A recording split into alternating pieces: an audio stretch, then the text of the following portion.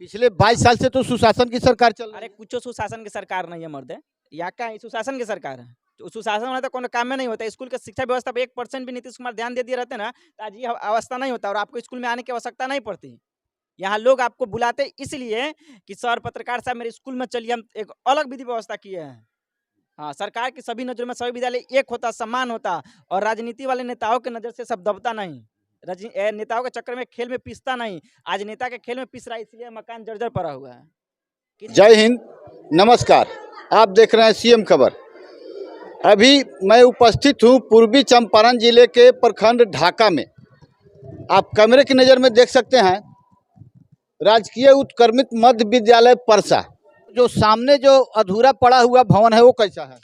और सांसद महोदय के कोटा से 2000 में जो है ना बना था।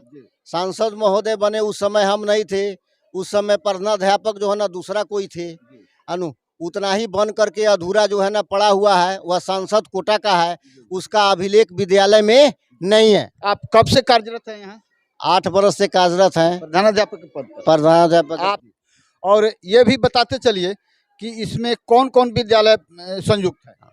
इसमें 2 भूमिहीन विद्यालय, नवसृजित प्राथमिक विद्यालय पूर्वी टोला और नवसृजित प्राथमिक विद्यालय पोखरा टोली भी शिफ्ट है। उसके शिफ्ट होने से यहाँ काफ़ी जो है ना वर्क संचालन करने में परेशानी होती है।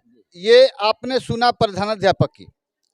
स्कूल ये जो भवन अभी आप देख रहे हैं ये भी जर्जर स्थिति में है। कब किसी के साथ क्या हादसा हो जाए यहाँ कोई ठीक ठिकाना नहीं है। ग्रामीण भी अगल बगल से आकर के जो है ना छेड़छाड़ जो है ना अंदर जो है ना करने लगते हैं। यहाँ काफ़ी परेशानी होती है। शिक्षक यहाँ कितने हैं? शिक्षक 14 है। सभी उपस्थित हैं क्या? सभी उपस्थित है। फिलहाल हम ये आपसे जानेंगे कि अभी तक एक ही शौचालय सर संचालित है। शौचालय 2 है, लेकिन अभी तो मैं देखा हूँ एक ही है चालू। दोनों संचालित है। बाहर के लोग एक शौचालय को जो है ना थोड़ा पला उला जो है ना तोड़ दिया है।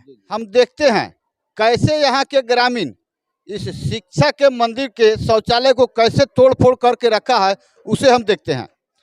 आइए आगे हम जानते हैं इस प्राथमिक विद्यालय का भी थोड़ा सा सर्वे कर लेते हैं। यहाँ बच्चों को क्या कठिनाई होती है और शिक्षक को भी क्या कठिनाई होती है इस स्कूल में। ये चापाकल इधर देख सकते हैं। मैम आप अपना परिचय दिया जाएगा। मेरा नाम मोनिका राज हुआ और मैं एनपीएस परसा टोला में प्रधान शिक्षिका के पोस्ट पर कार्यरत हूँ। अभी आपके नामांकित बच्चे कितने हैं? नामांकित बच्चे 220 है। आपको इस भवन में क्या कठिनाई होती है, जरा हमारे दर्शक को बताएं। इसमें बहुत कठिनाई होती है जगह की कमी के कारण। बच्चों को एक जगह सारे क्लास को चलाना बहुत मुश्किल हो जाती है। शौचालय भी तो एक ही संचालित है? शौचालय एक ही है, 4 दीवारी नहीं होने के कारण बहुत बच्चों को दिक्कत होती है। और इधर उधर के भी छुट्टी हो जाने के बाद भी और बच्चे लोग भी आके शौचालय को गंदा करिए देते हैं। चलिए, यहाँ इस स्कूल में मुख्य मुद्दा है ये अधूरा पड़ा भवन। इस अधूरे भवन के कारण 3 स्कूल चलने में इतनी कठिनाई होती है जो आप देख सकते हैं। हम चाहेंगे जिला शिक्षा पदाधिकारी से सीएम खबर का अनुरोध है, जरा प्रधानाध्यापक की बात को सुना जाए और अविलंब इस समस्या को दूर किया जाए। जी, जिला शिक्षा पदाधिकारी को संदेश दिया जाए अपना क्या चाहिए आपको। भवन यहाँ नहीं है, वर्ग कक्ष की कमी है। वर्ग कक्ष के कमी के चलते वर्ग संचालन में काफ़ी परेशानी होती है। 2 नवसृजित विद्यालय भी यहाँ शिफ्ट है, इसलिए वर्ग कक्ष का मांग हम लोग बहुत शुरू से करते हैं। जनप्रतिनिधि से भी मिले हैं, विभाग को भी बोले हैं, लेकिन वर्ग कक्ष का बहुत अभाव है, जिसके चलते वर्ग संचालन करने में हमें काफ़ी कठिनाई होती है। जनप्रतिनिधि किनके बारे में बात करना चाह रहे हैं? विधायक से भी मिले हैं, मुखिया जी से मिले हैं, सांसद महोदया से भी जो है ना माने बोले हैं कि यहाँ वर्ग कक्ष की कमी है।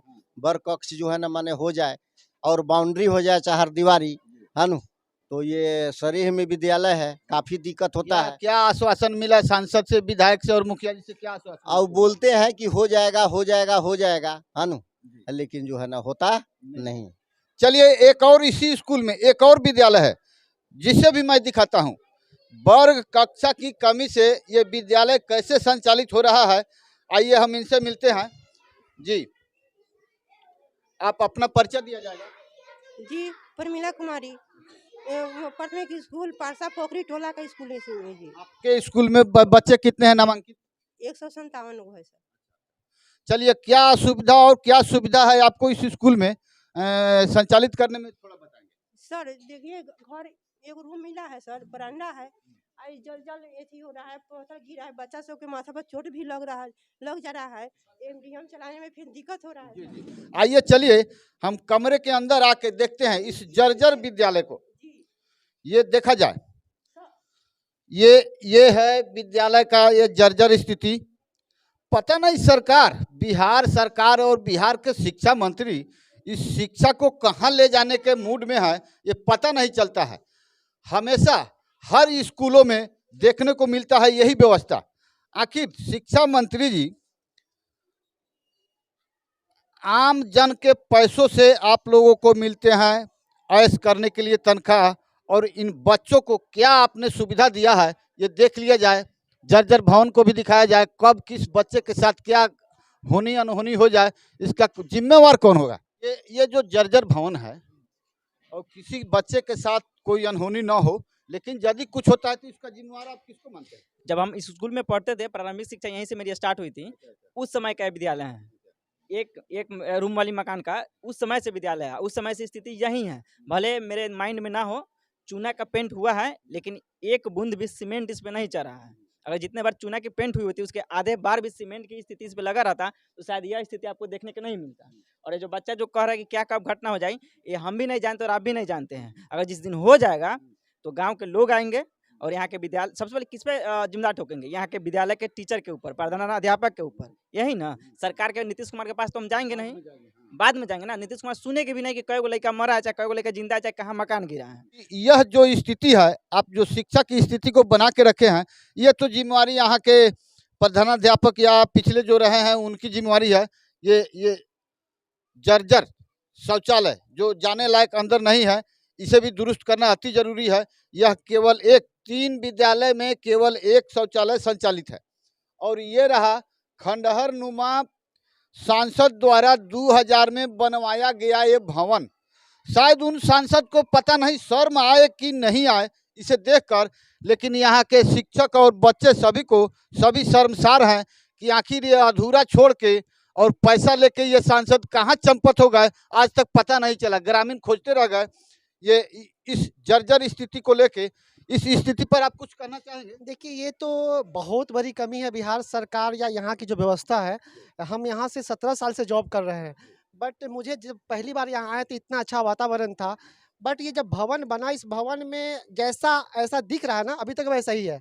किसी सांसद, किसी भी पार्लियामेंट या किसी भी सदस्य के द्वारा यहाँ कोई भी इसका संज्ञान नहीं लिया गया है, और समाज के जो भावी प्रतिनिधि हैं उनके द्वारा भी कोई संज्ञान नहीं लिया गया है। हमारे प्रधान शिक्षक बार बार इस टॉपिक को ले जाते हैं पदाधिकारी के पास, लेकिन कहीं पे कोई भी सुनवाई नहीं है। हम लोग जिस तरह से यहाँ पे वातावरण है पढ़ाई का, हमारे 14 शिक्षक हैं, सभी वेल एजुकेटेड हैं और हर लेवल हर सब्जेक्ट के हैं। एक स्पेस के वजह से यहाँ जो हम लोग जूझ रहे हैं ना, जिसका मैं आपको क्या बताऊं। एक अभी कार्यक्रम हुआ था खेल का, जो पिछले किसी गाछी में ले जाके हम लोग कार्यक्रम कराए, वहाँ के ये में मतलब स्पेस की बहुत बड़ी कमी है ना। और हम आपके द्वारा ये संदेश सरकार तक पहुँचाइए कि हमें व्यवस्था सुदृढ़ दें, तो हम 80 शिक्षा देने के लिए तैयार हैं, संकल्पित हैं। चलिए, बहुत अच्छी बात। आपकी बात सरकार तक भी जा रही है और शिक्षा पदाधिकारी तक भी जा रही है, प्रखंड शिक्षा पदाधिकारी तक भी जा रही है। मैं जरा कहूँगा आगे आइए, ये देख लिया जाए 3 विद्यालय संचालित इस स्कूल में स्पेस की इतनी कमी है। में सबसे कमी किसका है? टीचर लोग का है? नहीं है टीचर लोग का कमी। टीचर अपने से घर बनाएंगे थोड़ी ना, मकान थोड़ी ना बनाएंगे। फंडिंग होना चाहिए। इसमें नेताओं की कमी है। नेता स्कूल में आते हैं सिर्फ फोटो खिंचवाते हैं, पता होना चाहिए। स्कूल में आकर फोटो खिंचवाते हैं और कहते हैं कि हमारे स्कूल की विधि व्यवस्था एकदम उच्च लेवल पे है। यही उच्च लेवल है। डिजिटल जमाने में बच्चा बोरा पे बैठ के पढ़ रहा है। हमने 2013 में मैट्रिक किया, प्रारंभिक शिक्षा यहीं से हुई है। 10 साल घटा लीजिए, 2003-4 की बात कर रहे हैं। बोरा पर हम भी बैठते थे। और आज चले जाइए दूसरे दिल्ली चले जाइए, केजरीवाल का मॉडल देख लीजिए। बोरा तक का बच्चा नाम नहीं जानता कि क्या होता है बोरा, क्या होता है दड़ी। डायरेक्ट उनको डिजिटलाइज किया जाता है और बड़े आराम से टेबल पर बैठाया जाता है। पहला क्लास का बच्चा आपको मोबाइल चला के दिखा